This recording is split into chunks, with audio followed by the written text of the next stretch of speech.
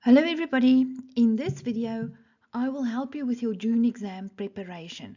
I will discuss question 5 of the 2021 paper. Here you find an extract from the CAPS document. Trigonometry is more or less 27% of your paper. Now this is the question. I suggest that you pause the video, quickly do the question and then come back to the explanation. 5.1. Without using a calculator, simplify the following expression to one trigonometric ratio. So before we start, this is the cast diagram. I just want it there.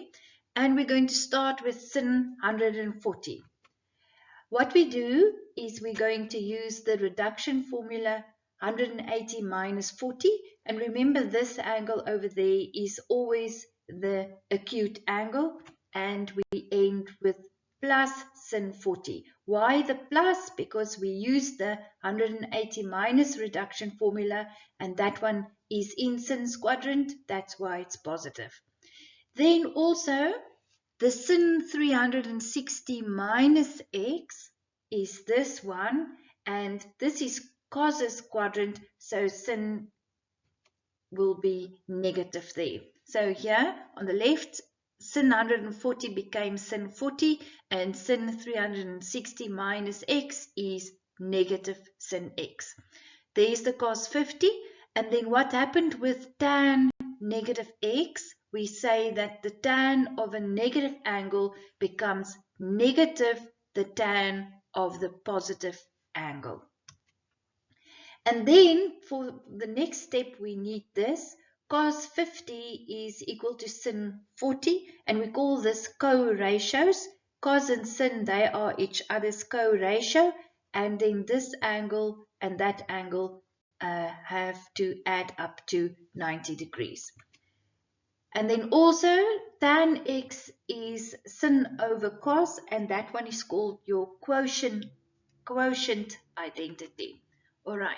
So then in the place of cos 50, we write sin 40, that is the co-ratio, and then tan x is the same as sin over cos, the quotient identity. And then in the next step, you will see a minus divide by a minus becomes a positive, and the sin 40 and sin 40, it cancels each other out.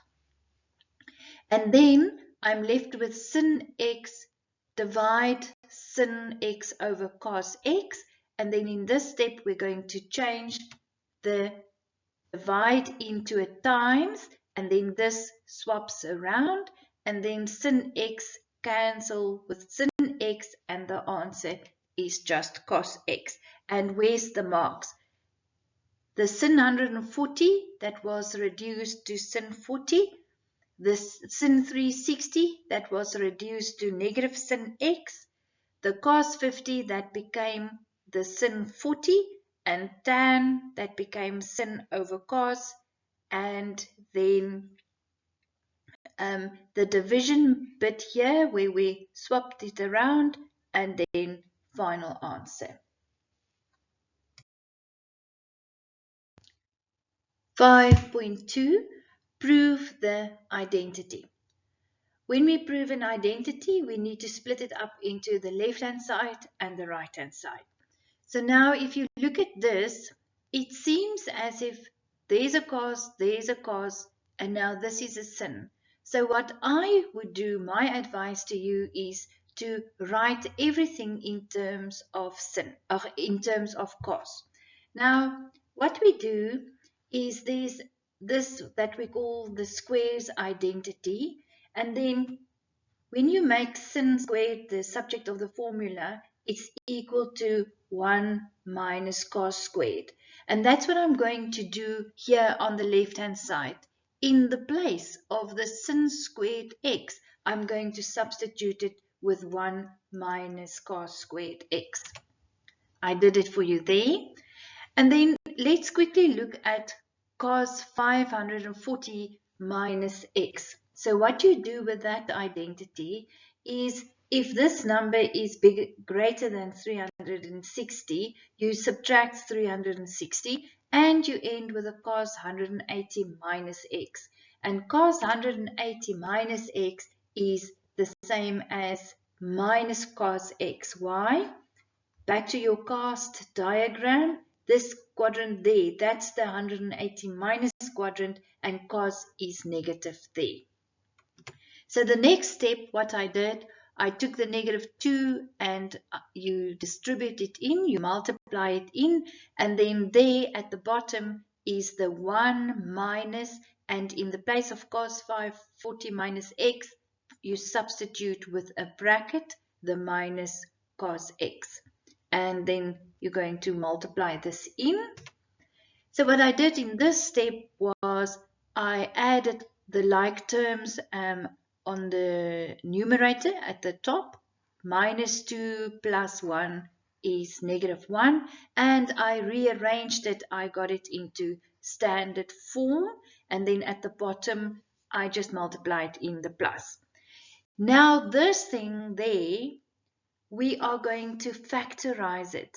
So how we do that is, look at this, 2a squared plus a minus 1. Can you see it resembles that? And it's much easier to factorize a 2a squared plus a minus 1. When you factorize it, it's bracket 2a minus 1, a plus 1. And this is what's going to happen there on the left-hand side.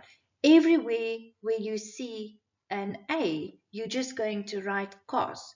So that becomes, it's this bracket, let me write it here for you, 2a minus 1, a plus 1. And there where there was an a, I substituted with a cos. And that's how you factorize that one. And then cos x plus 1 and this cos x plus 1 can cancel, and you're left with that, 2 cos x minus 1. And then where's the marks on this is this identity, the squares identity that you use there. And then for reducing this cos 542 minus cos x, writing it in standard form, and then your factors, and there's your 4 marks.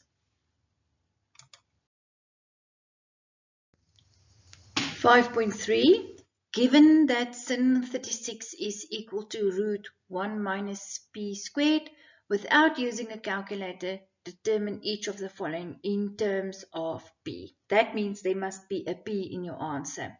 So first of all, what we do is we take this that was given to us and we are going to plot it on a sketch. So the angle is 36 degrees, so it's an angle there in the first quadrant. And then if there's nothing there, this is over invisible 1. And since ratio is y over r, so in y's place, this is y, we put 1 minus p squared, and r's place 1. So we are looking for x. What we do, since we are working with a right angle triangle, we're going to use Pythagoras, and then we're going to substitute. So in y's place, we're going to substitute the 1 minus p squared under the root, and in r's place 1, and x, that's what we're looking for. Remember, when you substitute, use brackets. And then here, when you square the square root, it falls away, and 1 squared is 1. So I end with that, and then I'm going to take the p squared across and the 1, make x the subject of the formula. On the right, 1 minus 1 is nothing, and then I'm left with x squared is equal to p squared. But I want x, not x squared. So I'm going to take the square root. Remember, when you take the square root both sides, on the right, you add plus minus, and therefore x is equal to p, positive p, since this is in the first quadrant. And now that I have values for x, y, and r, I can go back to the sum, the tan 36, and tan's ratio is y over x, and the y value was from there root 1 minus p squared, and the x value we just calculated was p. So where's the marks? The marks are the method where you worked out p's value, and that tan is y over x, and final answer.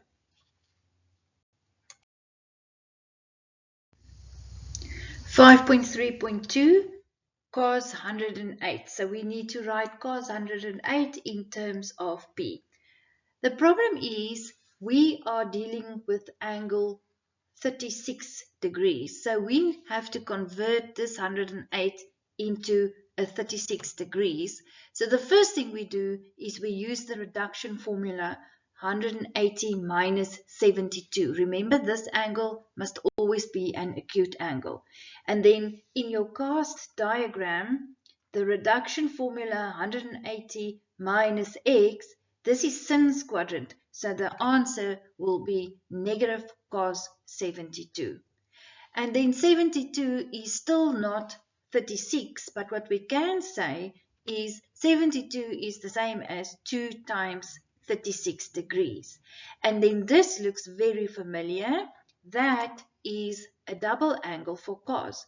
And on your formula sheet, there's 3 options for the double angle for cos, and I'm going to choose this one. So in the place of cos 2 times 36, I'm substituting the double angle there. And then how do I get to the next step now? Do you agree cos is x over r? And we just calculated that x was p and r was 1.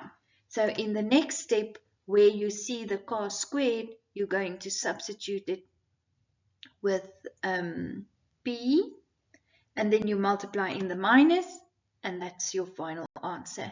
And then where's your 4 marks? Your 4 marks are reduction formula, double angle, the expansion, the reading from the formula sheet, and final answer.